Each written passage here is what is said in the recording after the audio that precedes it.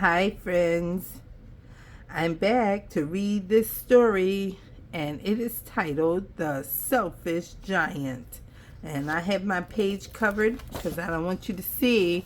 I want you to see the one I'm reading. This is from our 5-minute fairy tales book. So it's a really big book, and it's got a lot of stories in it. And so today we are reading The Selfish Giant. And he is what? A lion. And he is a raccoon. And what do you think that is? A mouse. And I know you know that one is a rabbit. All right, let's see about this selfish giant. Every day after school, a group of children who lived near an empty castle played in its enchanted garden. The garden was enchanted because it was summer there all year long. The trees in the enchanted garden never lost their leaves. The flowers bloomed all year, and the weather never got cold. Sometimes it rained, but only at night when the children were sleeping soundly in their beds. It was always sunny come morning. The children skipped rope, swung from the trees, and played games with the enchanted garden. When they got hungry, they plucked fruit from the trees and ate it. The empty castle did not stay empty for long. It belonged to a giant who had been away for many years. One day he returned home, hoping to find some peace and quiet after his long trip. Instead, he heard the sound of laughter in the garden. He looked over the garden wall and did not like what he saw. There were children playing all sorts of games and eating the fruit from his trees. "What are you children doing here?"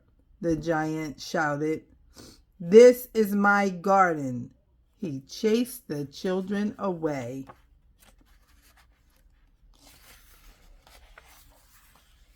The children did not understand why the giant wanted them to leave. They were very frightened and ran away as fast as their legs could carry them. Once the children were gone, the giant looked around the empty garden and smiled. Finally, he would have some peace and quiet. "No noise, no children running around," he growled to himself. He was a very, very selfish giant. The children no longer had a place to play. No place was like their enchanted garden. One day they stopped outside the garden wall. One curious boy wanted to see the garden with his own eyes, so he peeked over the wall. The boy gasped at what he saw. The leaves of the tree were turning orange and falling to the ground. The grass was now thin and brown. The flowers had wilted and the birds had flown away. "What has happened to our wonderful garden? It looks like it is dying," said one child. All the children became sad. Their beautiful garden was no longer enchanted.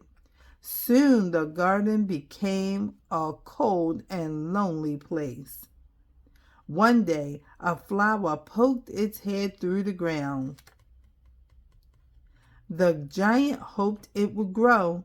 Suddenly a strong gust of wind came and scared the flower back underground.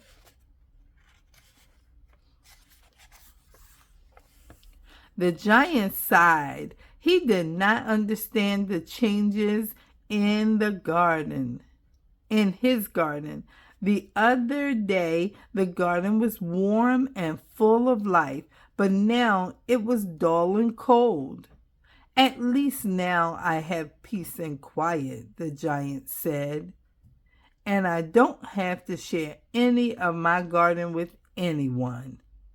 The giant was simply being his selfish self.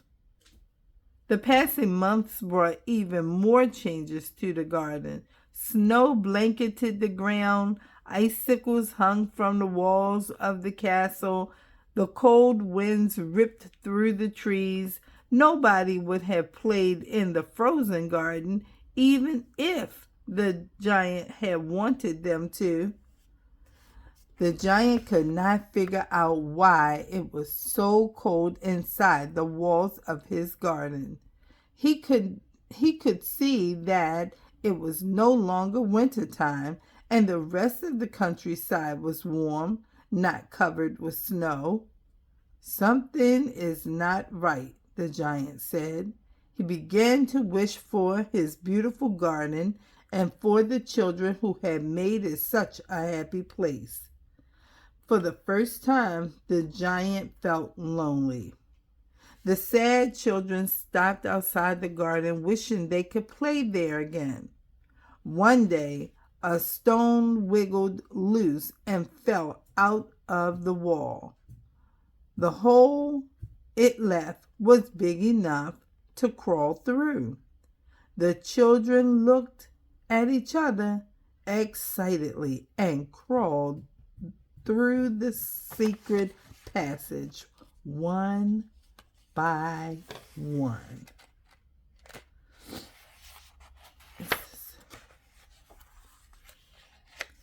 When their feet touched the ground, the snow began to melt. The grass turned green, and the sun began to shine again. When the children touched the trees, green leaves appeared. The birds came back and sang. The children were filled with joy to be back in the enchanted garden. In a corner of the garden, icicles still hung from one tree. A little boy looked up at the tree sadly. He wanted to climb it, but he was too small to reach even the lowest branch. The boy sat down under the tree and began to cry.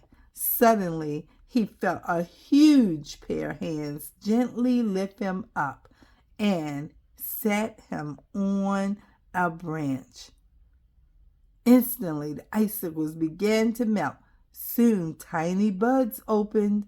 The leaves sprouted all over the tree. It was spring again in the garden. The surprised little boy turned to see the giant who had once roared with anger at the children.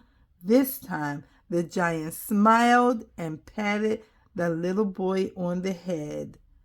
The boy flung his arms around the giant's neck and kissed him on the cheek. The giant's heart melted as quickly as the icicles. He was sorry he had been so terribly selfish. He had missed the children.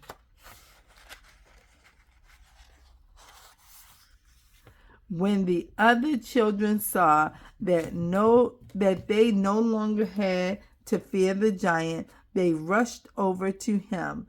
The giant scooped them up one by one and gave them each a giant-sized hug.